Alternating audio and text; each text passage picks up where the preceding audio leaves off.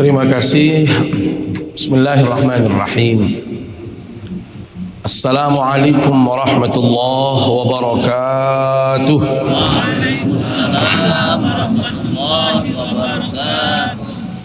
Innal hamdalillah nahmaduhu wa nasta'inuhu wa nastaghfiruh.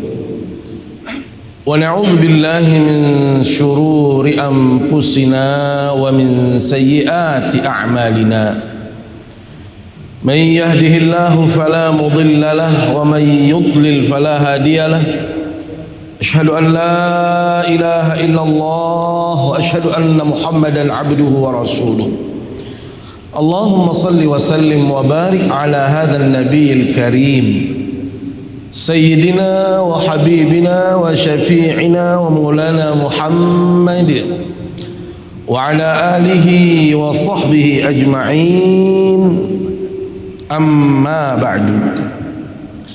Yang mulia para alim ulama, para tokoh agama, tokoh masyarakat yang kami hormati, para pendengar Radio Republik Indonesia Pro 1 Mataram yang alhamdulillah bersama-sama di dalam menebar kebaikan, termasuk para merbot, para takmir yang menyiarkan melalui musalla-musalla dan masjid-masjid. Insyaallah ini akan menjadi amal jariah, ini akan menjadi kebaikan bagi mereka yang melakukannya. Jamaah Masjid Hubbul Watan Islamic Center yang dimuliakan Allah Subhanahu wa taala, singkatnya hadirin hadirat yang dimuliakan Allah Subhanahu wa taala. Alhamdulillah, di pagi hari ini kita masih diberikan kesempatan lagi oleh Allah Subhanahu wa taala. Setelah tidur panjang semalaman, kemudian kita dibangkitkan kembali oleh Allah Subhanahu wa taala dalam keadaan sehat walafiat. Ini adalah anugerah yang besar. Ini adalah anugerah terindah dari Allah Subhanahu wa taala, bahwasanya kita masih diberikan ruang, diberikan waktu, diberikan kesempatan oleh Allah Subhanahu wa taala untuk hidup dan melakukan amal saleh.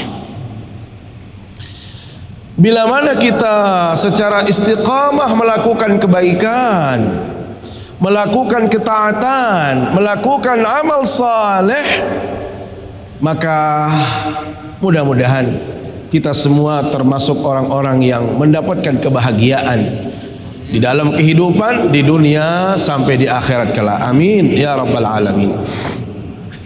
Salawat serta salam selalu kita sampaikan ke hadapan baginda Rasul sallallahu alaihi wasallam.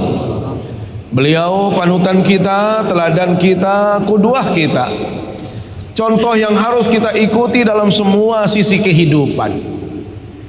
Bagaimana akidah yang lurus, bagaimana ibadah yang benar, bagaimana berakhlak yang mulia, bagaimana bermuamalah yang baik, semuanya sudah dicontohkan oleh baginda Rasul sallallahu alaihi wasallam. Bila mana kita mampu meneladani beliau, walaupun tidak semua sisi, walaupun hanya sebagian kecil yang bisa kita lakukan, kalau memang itu adalah bagian daripada sunnah Rasulullah, itu pernah dicontohkan oleh baginda Rasul sallallahu alaihi wasallam, maka yang kecil itulah yang akan menjadi jembatan kita untuk bisa membersamai baginda Rasul sallallahu alaihi wasallam di dalam surganya Allah nanti. Jamaah yang dimuliakan Allah Subhanahu wa taala, kajian kita pada pagi hari ini adalah melanjutkan kajian surat Ar-Ra'du, tepatnya ayat yang ke-40 sampai dengan ayat yang ke-41. Sebagaimana biasa, Allah terlebih dahulu tiang akan membacakan untuk kita simak bersama, untuk kita cermati, untuk kita perhatikan. Dan yang kita harapkan adalah mudah-mudahan Allah menaungi kita dengan rahmat-Nya. Allah senantiasa memberikan perlindungan dengan bacaan-bacaan ayat suci Al-Quran yang kita baca. A'udzu billahi minasy syaithanir rajim. Wa imma nuriyannaka ba'dal ladzina 'iduhum aw natawaffayannaka دونك فإنما عليك البلاغ وعلينا الحساب أولم يروا أنا نأتي الأرض ننقصها من أطرافها والله يحكم لا معقب لحكمه وهو سريع الحساب.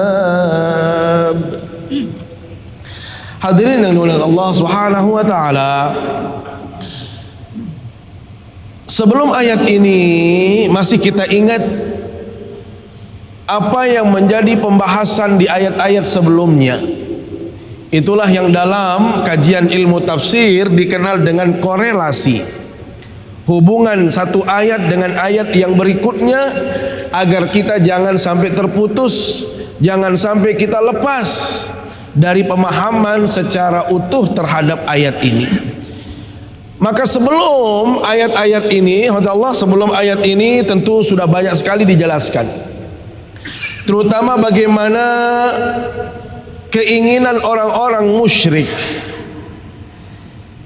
yang meminta tanda-tanda kebesaran Allah, dan mereka juga minta kepada Allah segerakan azab itu kalau memang azab itu ada.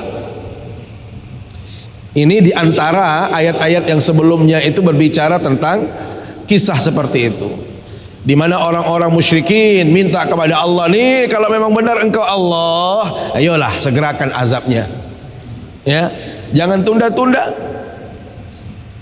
Maka subhanallah, ayat ini menjelaskan kepada kita semua bahwasanya siksa yang Allah turunkan bagi mereka-mereka yang ingkar kepada Allah, bagi mereka-mereka yang durhaka kepada Allah, itu pasti adanya. Hal yang sama bila mana seseorang itu baik, orang itu patuh taat kepada Allah, maka dia juga akan mendapatkan balasan. Makanya di ayat yang sebelumnya, hormat Allah, lilladzina istajabu li rabbihimul husna. Ini ayat yang saya bahas sebelum pertemuan ini. Berarti 2 minggu yang lalu saya bahas ini. Allah mengutarakan bagi mereka yang memenuhi seruan Allah, maka Allah akan memberikan al-husna, balasan yang baik berupa surga. Itu sudah pasti. Makanya sering kita sampaikan ayat di majelis ini agar ini menjadi motivasi bagi kita semua untuk terus melakukan amal saleh. Apa itu? Ya ayyuhan nasu inna wa'dallahi haq. Manusia, janji Allah itu pasti.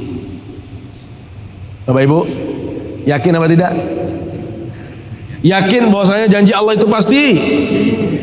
Ini kadang-kadang kita umat Islam kurang yakin. Banyak di antara kita yang tidak yakin bahwasanya janji Allah itu pasti. Janji Allah itu tidak mungkin ada penyimpangan terhadap janji-janji Allah. Inna wa'dallahi haq. Sesungguhnya janji Allah itu pasti. Makanya Allah katakan apa? Wala taghurrannakumul hayatud dunya. Manusia, jangan tertipu daya oleh dunia ini. Wala yaghurrannakum billahil ghurur. Dan jangan juga kita tertipu daya oleh tipu daya setan. Tapi kita ini kurang yakin kepada Allah.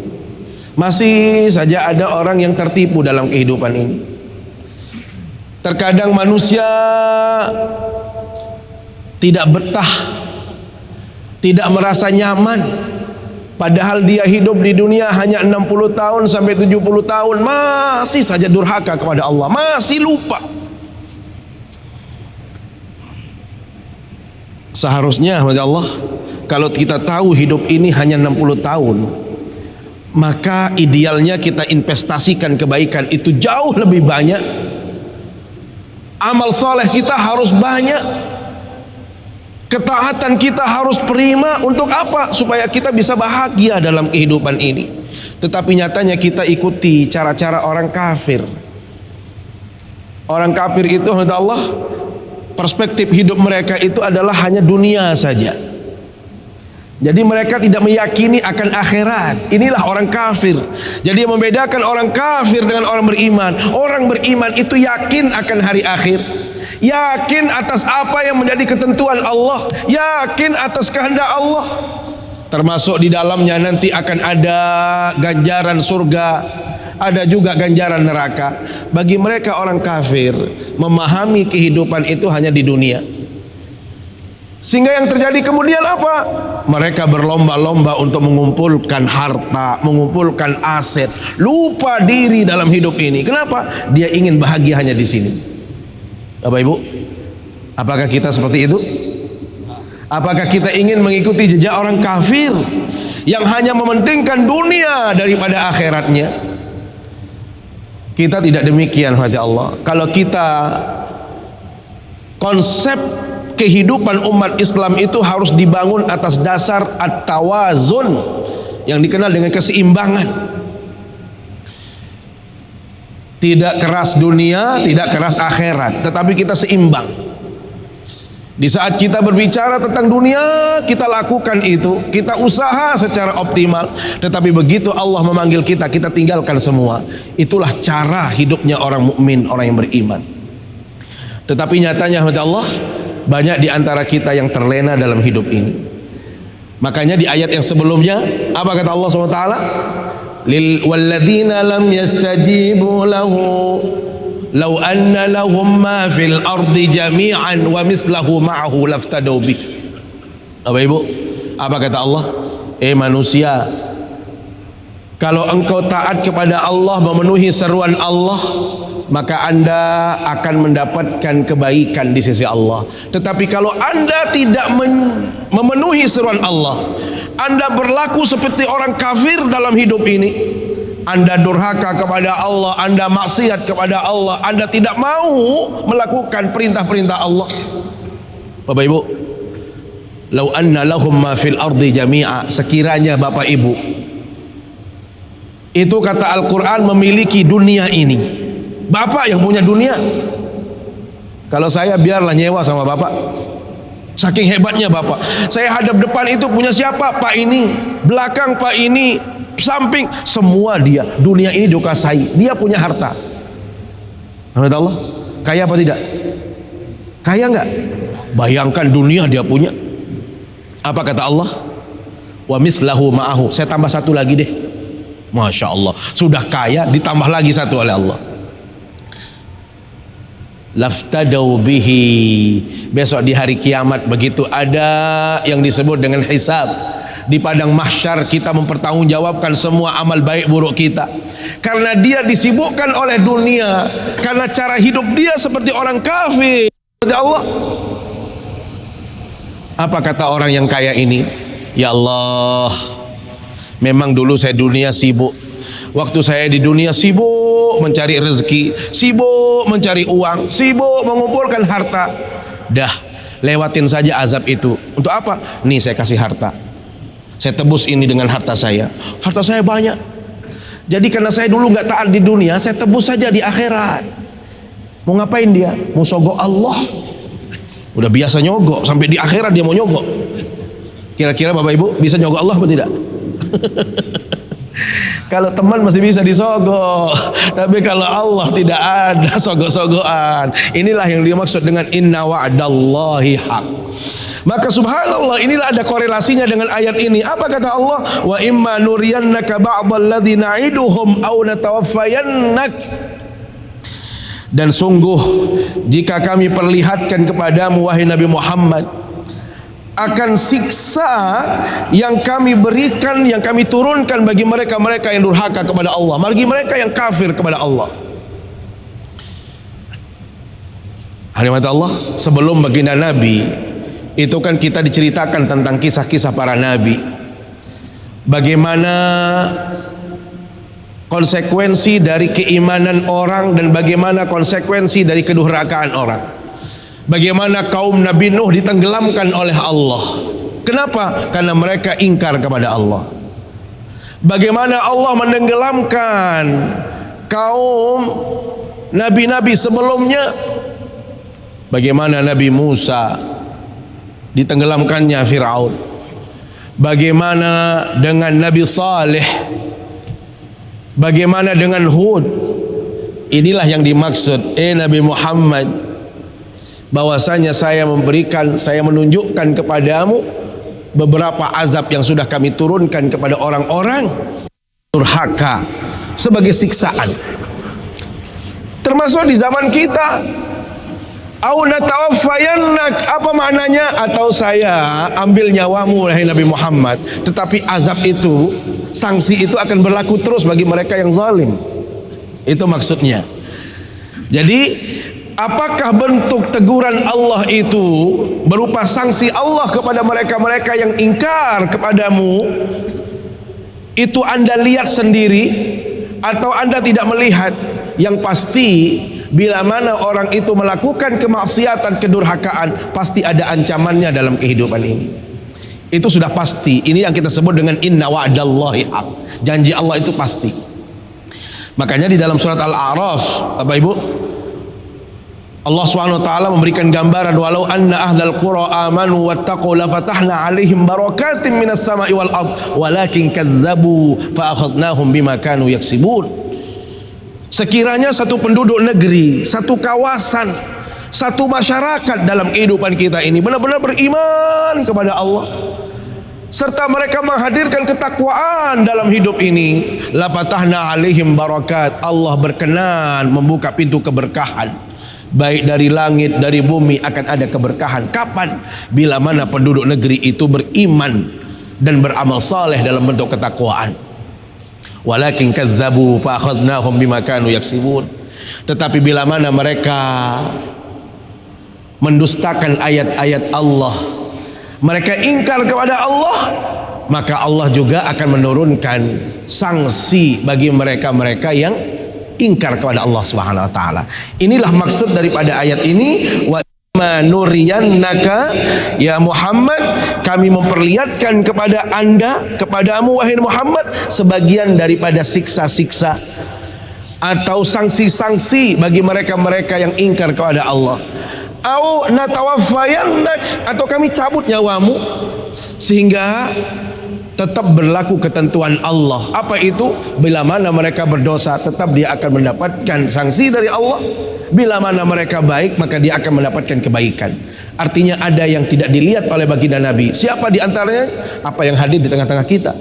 Rasul sudah meninggal dunia, tetapi ini juga berlaku ketentuan Allah, yaitu wa'dullahi haq. Janji Allah itu pasti. Pun demikian hadirat Allah, lanjutan ayatnya, bahwasanya Allah katakan fa innama 'alaikal balagh. Ini adalah tugas para nabi dan rasul dan juga para dai.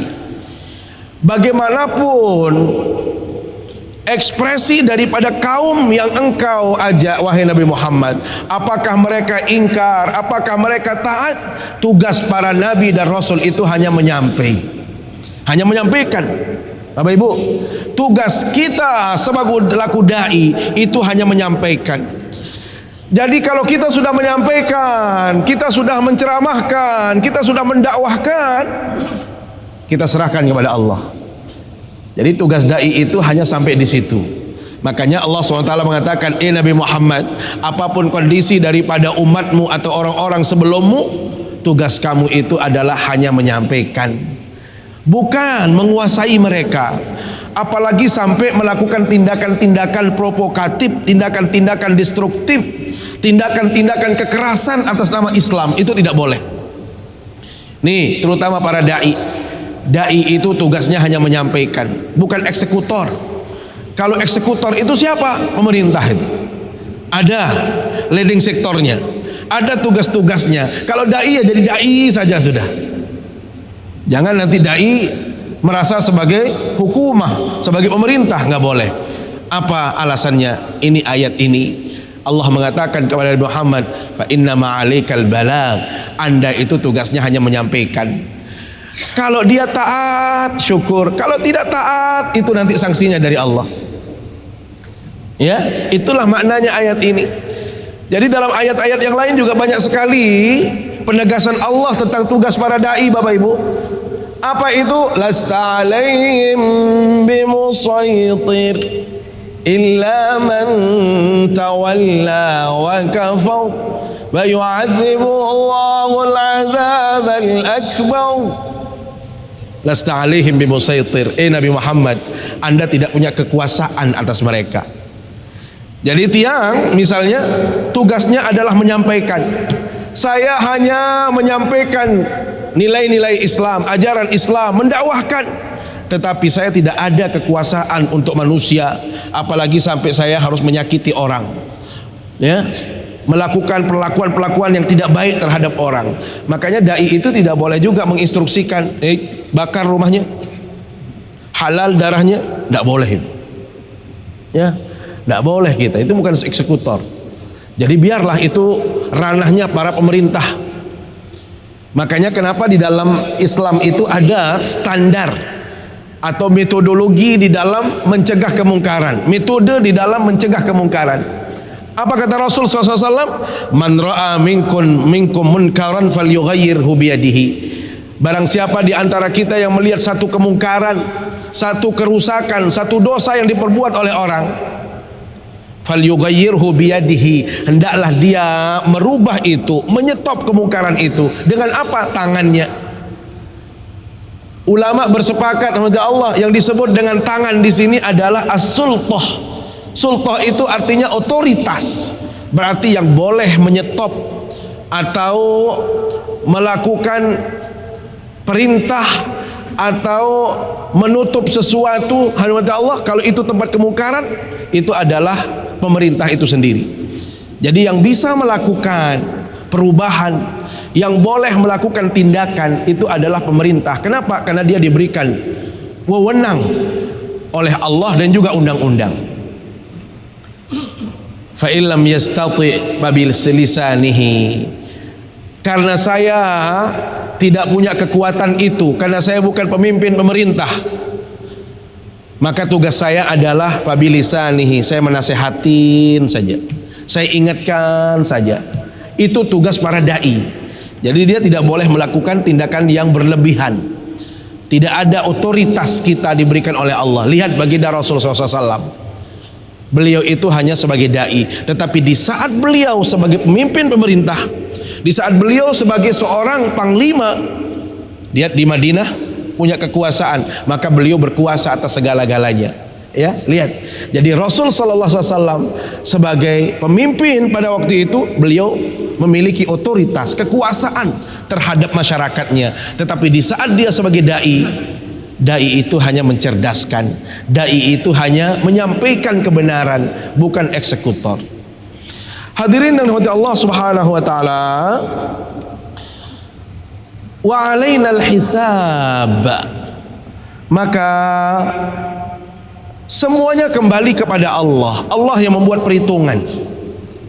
Dalam hal apa? Tadi seperti yang kita katakan, kalau orang itu ingkar, maka dia wajib mendapatkan apa yang menjadi hasil dia atau apa atas apa yang dia lakukan. Makanya ingat, di dalam Al-Quran banyak sekali ayat-ayat berbicara, faman ya'mal mithqala dzarratin khairan yarah. Barang siapa yang melakukan kebaikan, sekecil apapun kebaikan itu, Bapak Ibu, sekecil apapun kalau itu kebaikan, wajib Bapak Ibu akan temukan besok di hadapan Allah. Jadi tidak ada sesuatu yang, mohon maaf, hilang hitungannya di hadapan Allah, atau ada sesuatu yang dilupakan oleh Allah. Itu tidak ada. Sehingga apapun yang kita lakukan, baik sebagai orang yang beriman atau orang kafir, itu semuanya ada rekamannya di hadapan Allah. Orang beriman, maka konsekuensinya adalah dia akan mendapatkan kebaikan di sisi Allah. Tetapi bila mana orang itu ingkar kepada Allah, maka pasti yang namanya azab Allah itu akan hadir bagi mereka yang ingkar kepada Allah SWT. Inilah maksud daripada apa? Wa alainal hisab, perhitungannya itu nanti bagi kami. Kemudian kita lanjut, Allah, awalam yarau anna na'til arda nanqusuha min atrafiha. Apakah mereka tidak mempelajari? Apakah mereka tidak melihat? Dulu Islam itu belum ada, Bapak Ibu. Ya. Yang ada itu adalah orang yang memang mungkin ingkar kepada Allah, orang yang kafir kepada Allah. Tetapi hadirnya Islam, nangkusuha min atrafiha, hadirnya Islam sedikit demi sedikit terus bertambah. Berarti yang terjadi apa? Allah mengurangi bagian daripada mereka. Ini yang dimaksud bahwasanya Allah datangkan bumi bagi umat Islam, Allah hadirkan Islam, berarti Allah persempit ruang gerak mereka. Ya, jadi nangkusuha min atrafiha, sedikit-sedikit. Bayangkan kalau kita dulu Indonesia, Islam di awal-awalnya mungkin berhadap-hadapan langsung dengan orang-orang yang musyrik, orang-orang yang mungkin banyak yang ingkar kepada Allah. Tetapi sedikit demi sedikit terus, Masya Allah, sekarang Islam, ya. Dan ini adalah berkat perjuangan para generasi-generasi awal Islam di Indonesia yang terus berjuang. Di Arab misalnya, Bapak Ibu, kita lihat dulu yang menguasai Arab itu adalah orang-orang non-muslim, orang-orang musyrik. Mereka lah yang punya tanah, tempat, dan lain sebagainya. Tetapi begitu ada Islam, sedikit demi sedikit baginda Nabi SAW dengan susah payah, dengan penuh keistiqomahan, mulai dari 1 orang, 2 orang, 3 orang, terus. Maka yang terjadi kemudian apa? Saat ini umat Islam adalah umat yang sangat besar sekali. Inilah semuanya berkat janji Allah Subhanahu wa taala. Awalam yarau anna na'til arda nanqusuha min atrafiha, dan apakah mereka tidak melihat bahwa kami mendatangi daerah-daerah, dalam artian Islam itu hadir, maka menjadi sempitlah kehidupan mereka dan Islam itu menjadi luas. Makanya kita tahu bagaimana ekspansi Islam sampai Andalusia dulu. Spanyol itu dikuasai oleh orang Islam. Kapan itu? Di saat umat Islam itu berpegang teguh dengan ajaran agamanya. Di saat umat Islam menghadirkan ketaatan di dalam agamanya, keistiqomahannya, maka janji Allah itu pasti tadi yang saya katakan. Di saat umat Islam berpegang teguh dengan agamanya, maka kita berkuasa dalam hidup ini. Sampai-sampai Eropa dikuasai Islam. Tetapi yang terjadi saat ini apa? Justru sebaliknya. Kita semakin sedikit, bahkan tempat-tempat Islam dulu, kantong-kantong Islam itu menjadi hilang sedikit demi sedikit. Dan inilah yang terjadi di Andalusia sana, di Spanyol sana, jejak-jejak Islam pun menjadi hilang. Kenapa? Karena umatnya sudah tidak lagi sadar akan agamanya, karena kita sudah tidak lagi taat kepada ajaran agama. Makanya minta Allah, mohon maaf, kalau mau menghilangkan Islam dari bumi ini, Allah tidak langsung menghadirkan musuhnya, tetapi dengan sedikit-sedikit umat ini sudah beralih dari ajaran agamanya. Kita sudah tidak lagi patuh dengan ajaran agama kita, sehingga budaya kita mulai tercabik-cabik. Kita mengikuti budaya barat. Cara kita berekspresi sudah tidak lagi, mohon maaf, sekarang ini kalau generasi baru ini kan hampir yang dilihat di TV, di media, di HP, itulah cara mereka menghadirkan ekspresinya. Maka ini menjadi tantangan berat bagi kita semua.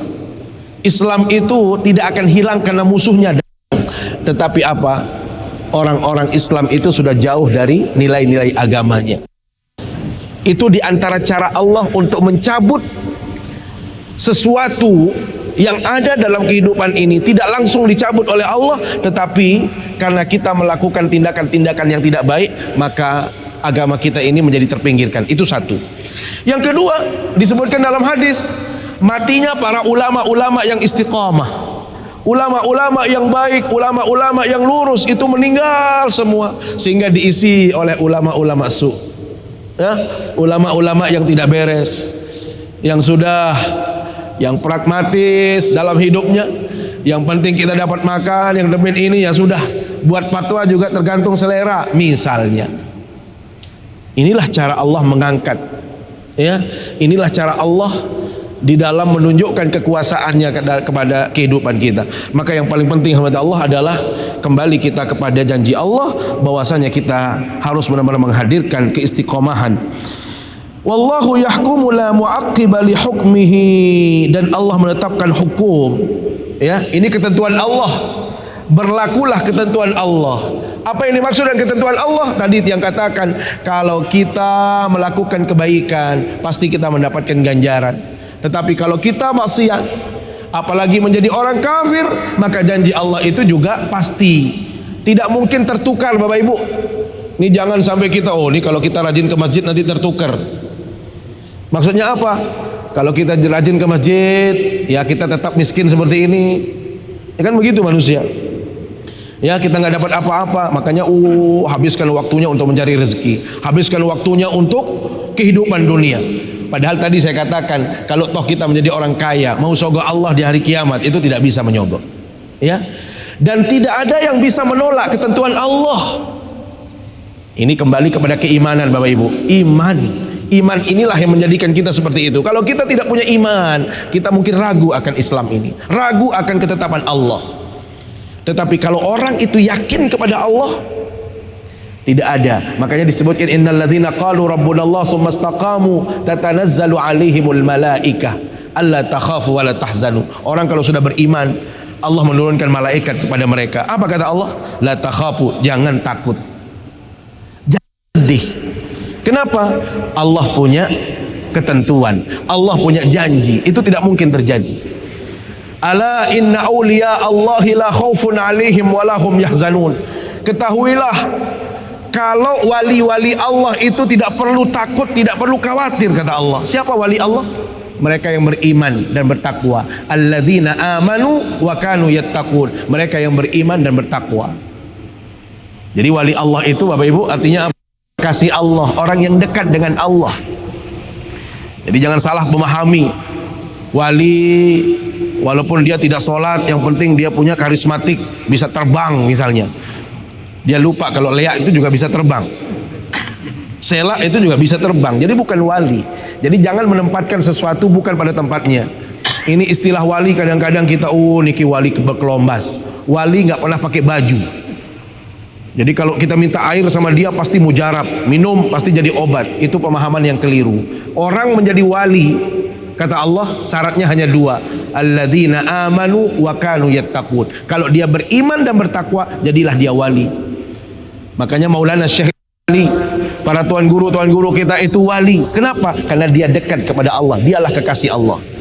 Ini menunjukkan bahwasanya wali itu bukan monopoli orang tertentu. Siapapun kita, kalau Bapak Ibu benar-benar menghadirkan nilai-nilai iman dan ketakwaan, bisa menjadi wali. Ya. Tapi kalau kita tidak beriman bertakwa, ya jadi wali nikah doang, kan? Jadi tidak bisa menjadi wali yang dekat kepada Allah Subhanahu wa taala. Maka kita harus ingat ketentuan Allah yang tidak bisa dirubah. Apa yang menjadi doa kita setiap kita selesai sholat? Allahumma la mani'a lima a'taita wa la mu'tiya lima mana'ta wa la yanfa'u zal jaddi minkal jaddu. La mani'a lima a'taita. Tidak ada orang yang bisa mencegah bila mana Allah merestui itu. Bila mana Allah ridha kepada seseorang, sekuat apapun hamba itu mau mencegah kemauan Allah, tidak bisa. Wala mu'tiya lima mana'ta. Tidak ada orang yang bisa memberikan Bapak Ibu jabatan, pangkat, harta kalau Allah tidak ridha, itu tidak bisa. Jadi jangan berpikir, oh kalau saya jadi pejabat, saya kaya ini karena usaha saya. Tidak, Allah yang memberikan itu semua. Ini harus kita yakini. Wala yanfa'u zal jaddi minkal jadd. Tidak akan ada gunanya kekuasaan, kehebatan kalau sudah di hadapan Allah, kalau kita tidak mendapatkan ridhonya Allah Subhanahu wa taala. Maka disinilah pentingnya Allah pahami bahwasanya ketentuan Allah itu pasti bagi mereka yang beriman akan mendapatkan hasil dari keimanannya. Tetapi bila mana kita ingkar kepada Allah, yakin juga bahwasanya sanksi Allah itu sangat pedih. wa huwa sari'ul hisab, dan dia maha cepat sekali hitungannya. Maka ini rahmat Allah mudah-mudahan menjadi penegasan kembali agar ini menjadi penyemangat, ini motivasi. Ingat, kalau kita berbicara tentang azab, tentang siksa, tentang kenikmatan, itu bukan menakut-nakuti, tetapi ini adalah motivasi agar kita sebagai umat Islam benar-benar termotivasi untuk menghadirkan kebaikan, agar kita istiqamah dalam iman. Bagi mereka yang mohon maaf saat ini mungkin sering lupa kepada Allah, sering maksiat, durhaka kepada Allah, maka cepat-cepat dia ingat kepada Allah. Kembalilah kita kepada Allah SWT. Kenapa? Wallahu sari'ul hisab wa huwa sari'ul hisab. Dia itu sangat cepat sekali hitungannya. Sering kita lihat ada orang tadi sedang main bulu tangkis, mati. Baru istirahat duduk main tenis, mati. Ini sudah cara Allah memberikan pelajaran sebenarnya. Nih lihat tuh, dia olahragawan, dia jaga badannya, dia jaga dengan vitamin. Kalau Allah berkehendak, kita hanya berusaha kepada Allah, tetapi itu kembali kepada Allah. Terakhir, ingat, wahai manusia, jangan engkau tertipu daya oleh dunia yang fana, sebagai ujian bagi kita. Dunia sementara, akhirat selama-lamanya. Orang kaya mati, orang miskin mati, raja-raja mati, rakyat biasa mati, tuan guru mati, Pak Haji Ilham mati, Pak Hakim mati, semuanya kita mati ya. Jadi ingat, kalau itu kita ingat, maka kita akan terus termotivasi di dalam melakukan kebaikan. Wallahu a'lamu bissawab. Demikian yang dapat kami sampaikan. Terima kasih atas segala perhatian kita. Mari kita bermunajat, berdoa kepada Allah Subhanahu wa taala. Bismillahirrahmanirrahim. Alhamdulillahirabbil alamin. Wassalatu wassalamu ala asyrafil anbiya'i wal mursalin, sayyidina wa maulana Muhammadin wa ala alihi wa sahbihi ajma'in. Allahumma inna nas'aluka imanan kamila. اللهم إنا نسألك إيمانا كاملا ويقينا صادقا واعتقادا صحيحا وعملا متقبلا ورزقا حلالا طيبا وتجارة لن تبور يا رب العالمين. اللهم أرنا الحق حقا وارزقنا اتباعه وأرنا الباطل باطلا وارزقنا اجتنابه. ربنا ظلمنا أنفسنا وإن لم تغفر لنا وترحمنا لنكونن من الخاسرين. ربنا هب لنا من أزواجنا وذرياتنا قرة أعين واجعلنا للمتقين إماما. ربنا آتنا في الدنيا حسنة وفي الآخرة حسنة وقنا عذاب النار. صلى الله على سيدنا محمد وعلى آله وصحبه وبارك وسلم. سبحان ربك رب العزة عما يصفون وسلام على المرسلين والحمد لله رب العالمين. أقول قولي هذا وأستغفر الله والسلام عليكم ورحمة الله وبركاته.